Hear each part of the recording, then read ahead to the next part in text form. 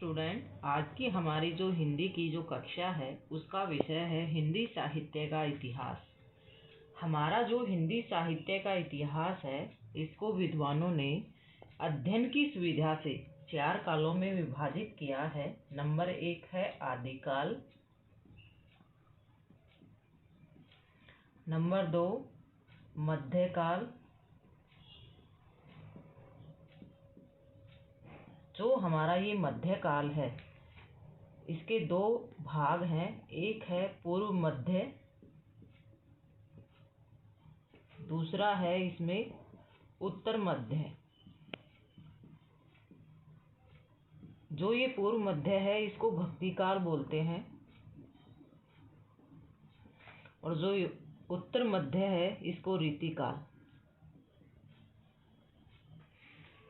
और तीसरा है हमारा आधुनिक काल। आधुनिक काल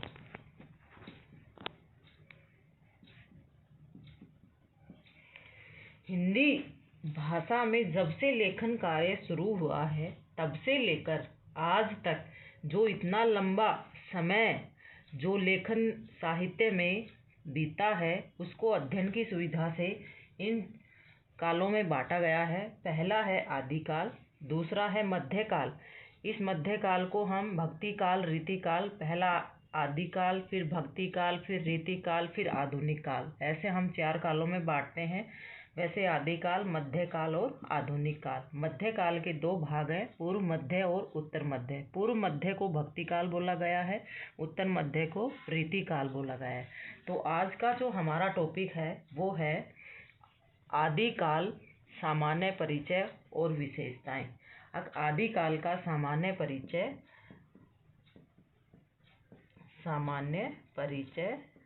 व इसकी विशेषताएं।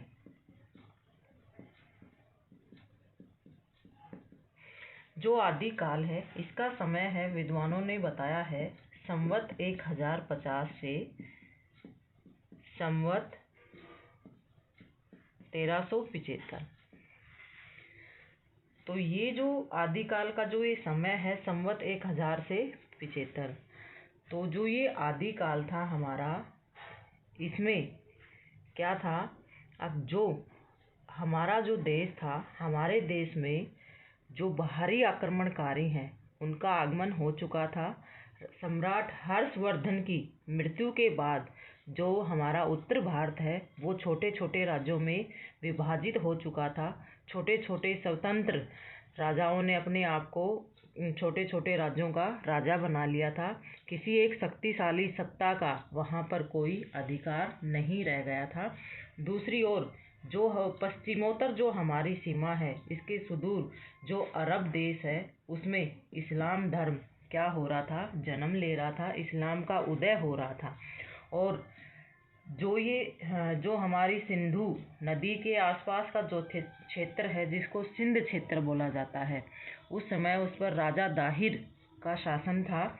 तो अरबों ने जो पश्चिमोत्तर जो सीमा है उसमें जो सिंध के राजा दाहिर हैं उनको पराजित करके देश में क्या कर दिया, हमारे देश में वो प्रवेश करने लगे। लेकिन अब भी उन लोगों को भय था क्योंकि भारत की जो पश्चिमोत्तर जो सीमाएं थी अब भी उनके ऊपर शक्तिशाली राजाओं का क्या था, राज्य था। लेकिन धीरे धीरे परिस्थितियां बदलती गई और इन बाहरी आक्रमणकारियों ने हमारे देश पर क्या कर लिया, अपना धीरे धीरे करके यहाँ पर आते गए, देश पर लड़ाइयाँ करके राजाओं को हराते गए और अपना कब्जा करते गए। महमूद गजनवी का आप लोगों ने नाम सुन रखा है, जिसने हमारे देश पर 17 बार आक्रमण किया। उसके बाद महमूद गोरी आया जिसने चौहान शासक पृथ्वीराज चौहान को हराकर और यहाँ पर क्या अपना अपने एक सूबेदार को यहाँ पर छोड़कर और अपने देश वापस चला गया।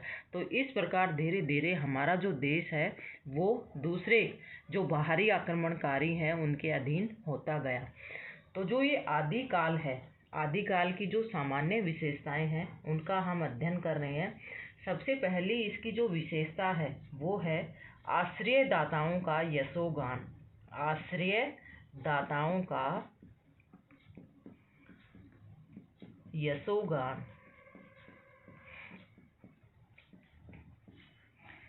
इस काल में क्या था, अब जितने भी कवि थे सारे कैसे कवि थे, दरबारी कवि थे। दरबारी कवि का अर्थ ये है, अब कोई न कोई कवि किसी न किसी राजा के दरबार में रहता था, और वो जो कवि जिस राजा के दरबार में रहता वो उसको वहाँ से खाने को मिलता, तो वो उस समय ये उक्ति काम कर रही थी, अब जिसका खाना उसी का गाना।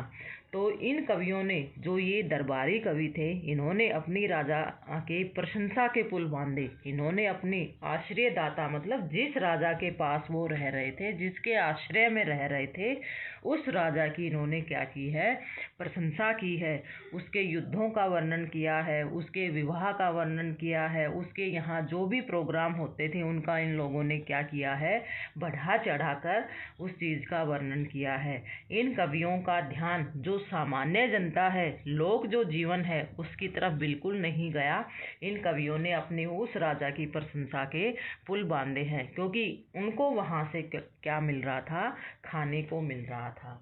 दूसरा पॉइंट इसमें आता है ऐतिहासिकता का वर्णन। ऐतिहासिकता,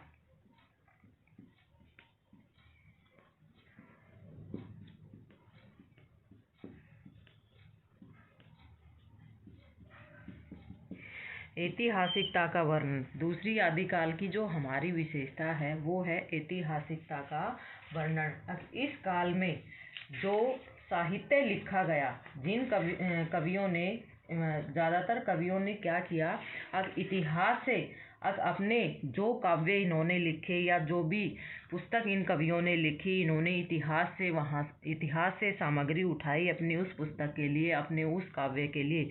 अब इतिहास प्रसिद्ध जो राजा थे, इतिहास प्रसिद्ध जो लोग थे, उनके जीवन से संबंधित उन्होंने क्या किया है, अपनी पुस्तकों में वर्णन किया है। लेकिन कहने के मात्र तो ये क्या है, ऐतिहासिक है, लेकिन इन रचनाओं में ऐतिहासिकता का नितांत अभाव है। अब ये जो पुस्तकें हैं, इन कवियों ने जो यहाँ पर वर्णन किया है जिस भी राजा का, वो इतिहास से बिल्कुल भी मेल नहीं खाता। तिथियों में भी क्या है, आपस में तिथियाँ इतिहास से, इन कवियों ने यहाँ पर जिस राजा का जो जन्म बताया है, उसकी मृत्यु बताई है, उसके युद्धों का वर्णन किया है, वो सारी बातें इतिहास से मेल बिल्कुल भी नहीं खाती, बिल्कुल भी नहीं खाती। कहने को तो ये ऐतिहासिक हैं, लेकिन इतिहास का इनमें कोई भी वो नहीं है। तीसरा पॉइंट है हमारी प्रामाणिकता का अभाव। प्रामाणिकता का अभाव। प्रामाणिकता का अभाव ये है, अब इन कवियों ने अपनी रचनाओं के लिए इतिहास से सामग्री उठाई है, इतिहास प्रसिद्ध लोगों के जीवन का इन लोगों ने वर्णन किया है, लेकिन इनमें क्या है, प्रामाणिकता नहीं है। अब इन लोग जो इतिहास में कुछ बता रखा है और इन कवियों ने कुछ बताया है। अब उदाहरण के लिए जैसे बिसलदेव रासो का जो कवि है, अपने आप को बिसलदेव का समकालीन मानता है। बिसलदेव रासो एक रचना है, बिसलदेव रासो। इसमें राजा बिसलदेव का वर्णन है। अब इस पुस्तक का या इस काव्य का जो राजा है वो अपने आप को बिसलदेव के समकालीन मानता है, लेकिन फिर भी मतलब उसने जिन तिथियों का अपने इस काव्य में, अपनी इस पुस्तक में, इस बिसलदेव रासो में जिन तिथियों का वर्णन किया है, वो इतिहास से बिल्कुल भी मेल नहीं खाती। मतलब इतिहास में वो भिन्न है और इन कवियों की पुस्तकों में वो क्या है, तिथियां भिन्न है, तो वो प्रामाणिक रूप से क्या नहीं है, सिद्ध नहीं होती। दूसरी तरफ पृथ्वीराज रासो के विषय में यही कहा जा सकता है। अभी पृथ्वीराज रासो में भी उन मतलब इतिहास में कुछ अलग घटनाओं का वर्णन किया गया है, और पृथ्वीराज रासो जो पुस्तक है उसमें कुछ वर्णन किया गया है। तो प्रामाणिकता के रूप में ये जो रचनाएं हैं ये सिद्ध नहीं होती। तो इस काल की जितनी भी रचनाएं हैं, कुछ रचनाओं को छोड़कर सारी क्या है, अप्रमाणिक हैं। अब वो अपने आप को मतलब सिद्ध नहीं कर पाती। तीसरा है इसमें युद्धों का विस्तृत वर्णन। युद्धों का विस्तृत वर्णन।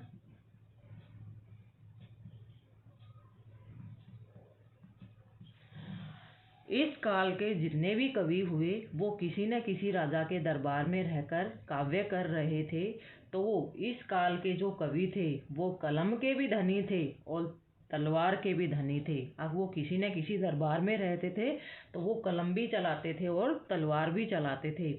और ज़्यादातर कवियों ने अपनी रचनाओं में युद्धों का सजीव वर्णन किया है।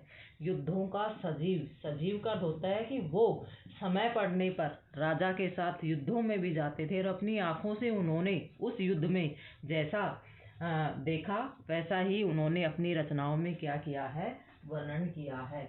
अब भाई युद्धों का इन्होंने सजीव वर्णन किया है। चंद्रबरदाई जो पृथ्वीराज रासो के कवि हैं वो भी क्या थे, पृथ्वीराज रासो के दरबार में रहते थे और पृथ्वीराज चौहान जो शासक है उसके अभिन्न मित्र थे, उसके बहुत अच्छे दोस्त थे। और वो क्या थे, अब भी उन्होंने पृथ्वीराज के जो युद्ध हुए हैं उनका वर्णन अपनी रचनाओं में किया है। अब वो क्या थे, कलम के ही धनी नहीं थे, तलवारबाजी भी जानते थे। अब युद्ध समय पड़ने पर उन्होंने अपने राजाओं के साथ युद्धों में भी सहयोग किया है। तो इस काल की जितनी भी रचनाएं हैं उनमें युद्धों का सजीव वर्णन मिलता है। उसके बाद है अगली विशेषता है वस्तु वर्णन।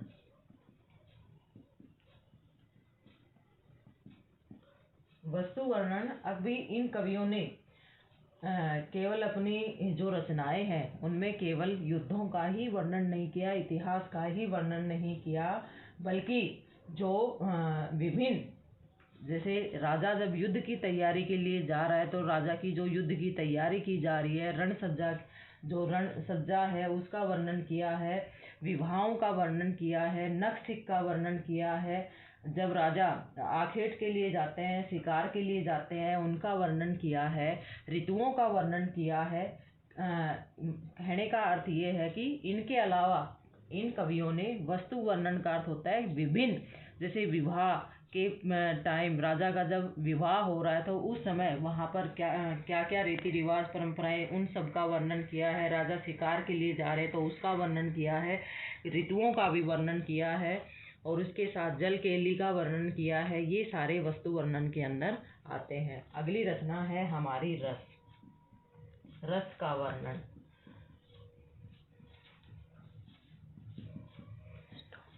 रस का वर्णन, अब आदिकाल में क्या थी, आदिकाल के जो रासो काव्य हुए, रासो काव्यों में विभिन्न प्रकार के रसों का वर्णन किया है, लेकिन फिर भी दो रस, वीर रस और श्रृंगार रस की क्या रही है, प्रमुखता रही है, प्रधानता रही है। अब वीर रस का तो क्या हुआ है, बहुत अधिक वर्णन हुआ है। राजाओं का जो युद्ध होता था, उनकी जो वीरता है, उनका दम्य जो साहस है, उसका इन कवियों ने क्या किया है, वीर रस का ज़्यादा से ज़्यादा प्रयोग किया है। अब उस युग में क्या थे, बच्चे से लेकर बूढ़े तक सभी क्या रहते थे, युद्ध के लिए अपना अदम्य साहस और उदारता दिखाते थे, अपनी वीरता दिखाते थे, उन लोगों में उत्साह रहता था। अभी बच्चा हो या बूढ़ा हो सभी युद्ध करने के लिए तैयार रहते थे। तो इस काल में एक तो मेन वीर रस और दूसरा है श्रृंगार रस का मेन यहाँ पर प्रमुख रूप से क्या हुआ है, वर्णन हुआ है। श्रृंगार रस के लिए अभी जहाँ पर राजपूत शासक क्या करते थे, अपने गौरव की रक्षा के लिए अपना वीरता का वर्णन करते, वीरता का परिचय देते थे, उधर दूसरी ओर उनके जो विवाह होते थे राजकुमारियों के साथ तो उनकी जो सुंदरता है उसका वर्णन इन कवियों ने, उनके श्रृंगार का वर्णन किया है। और श्रृंगार के भी दोनों पक्षों का, संयोग और वियोग दोनों पक्षों का इन कवियों ने अपनी रचनाओं में क्या किया है, वर्णन किया है। उसके बाद अलंकार वर्णन, अगली विशेषता है अलंकार वर्णन। अब इन कवियों ने अपनी रचनाओं में अलंकारों का भी सफल प्रयोग किया है। अपने काव्य में चमत्कार पैदा करने के लिए कवियों ने शब्दालंकार, अर्थालंकार इनका क्या किया है। अर्थालंकारों में उपमा है, रूपक है, उत्प्रेक्षा है, अति संयोक्ति है, इनका प्रचुर रूप से इन कवियों ने अपने काव्य में प्रयोग किया है। अगली है डिंगल और पिंगल, डिंगल और पिंगल।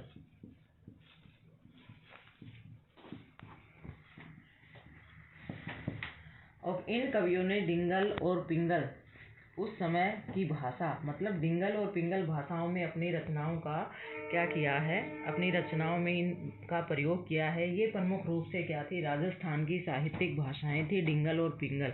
इन दोनों में इन कवियों ने आदिकाल के कवियों ने अपनी रचनाएं लिखी हैं। और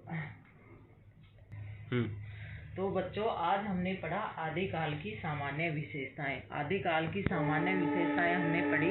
अभी आदिकाल में जो साहित्य लिखा गया, जो काव्य लिखा गया, उसकी विशेषताएं क्या हैं। अब किस प्रकार का साहित्य लिखा गया, किस भाषा में लिखा गया, कौन से रस का प्रयोग हुआ, किन अलंकारों का प्रयोग हुआ, कवियों ने अपने काव्य में किस चीज का वर्णन किया है। तो सबसे पहले इस काव्य में मतलब इस आदिकाल जो हमारा है, इसको वीर गाथा काल भी बोला जाता है। हमारा जो आदिकाल है, इसको वीर गाथा काल भी बोला जाता है। वीर गाथा काल आचार्य रामचंद्र शुक्ल ने ये नाम दिया है, वीर गाथा काल। वीर गाथा काल का अर्थ है कि इस काल में वीरता से संबंधित साहित्य ज्यादा लिखा गया।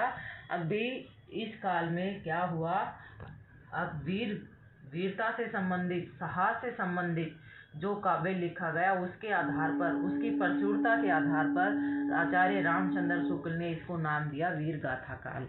तो हमने देखा कि जो आदिकाल है हमारा, आदिकाल में हमने इसकी विशेषताएं पढ़ी। अभी आदिकाल में ऐतिहासिक काव्य लिखा गया। अभी जितने भी कवि हुए, उन्होंने अपने रचनाओं के लिए इतिहास से में कोई इतिहास प्रसिद्ध व्यक्ति को अपनी काव्य का क्या बनाया है, पात्र बनाया है, उसके ऊपर उन्होंने अपना काव्य लिखा है। दूसरा, अब युद्धों का सजीव वर्णन किया है कवियों ने, राजाओं का यशोगान किया है। अभी इस काल के जो कवि थे, दरबारी कवि थे, तो जिस राजा के आश्रय में ये लोग रहते, उस राजा की प्रशंसा करते, यहाँ तक उसके युद्धों का वर्णन करते, उसके विवाह का वर्णन करते।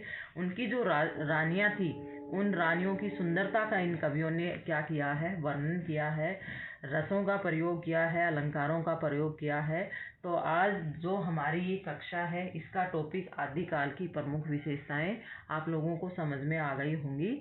तो आज के लिए इतना ही काफ़ी। अगली क्लास हम फिर से आएंगे, अगला विषय लेके चलेंगे।